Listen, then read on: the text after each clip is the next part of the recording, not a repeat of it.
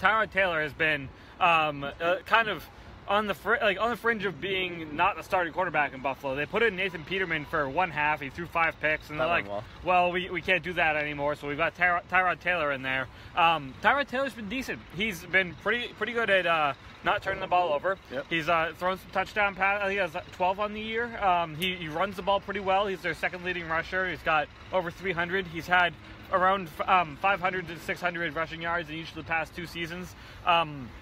Bill Belichick is really nervous about Tyrod Taylor. The Patriots have not done well with mobile quarterbacks this year. Yep. They gave up over 300 yards to Alex Smith.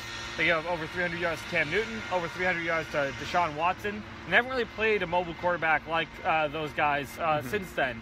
Tyrod Taylor enters with a lot of speed. I mean, just ask Belichick about what he can do while running to his left and throwing with his right hand. He's like, man, like, no one can do it like Tyrod Taylor. So, I mean, like, listen, the Bills don't exactly have an abundance of receiving talent around him.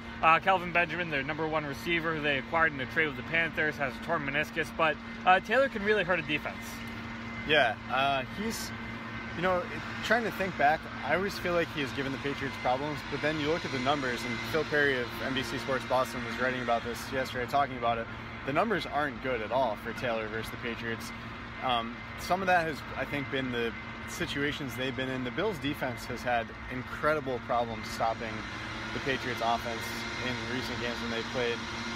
Past 3 games up there, Brady's got almost 1,200 yards, like 11 TDs and no picks. So they've always been in kind of like catch-up mode. There was one game where the Patriots sacked Tyrod Taylor 8 times, and a lot of that was because they had to abandon a balanced offense, abandon the run. They were dropping back all the time. So it's interesting because you bring up a lot of good points. They haven't played a mobile quarterback in a while, and you ran through the list of all those mobile QBs that hurt them, and that was all at the beginning of the season. So it's difficult to know if they were giving up those numbers because they were playing mobile quarterbacks, or if their defense has just corrected a lot of the mistakes that they were making in the beginning of the season, and now they would fare much better against a mobile quarterback. We don't know, because they last played, so they played Watson in week 3, Smith week 1, Newton week 4. I wouldn't even call Jameis Winston mobile in week 6. Josh McCown actually, he moves around pretty well and did some damage against them in week 6.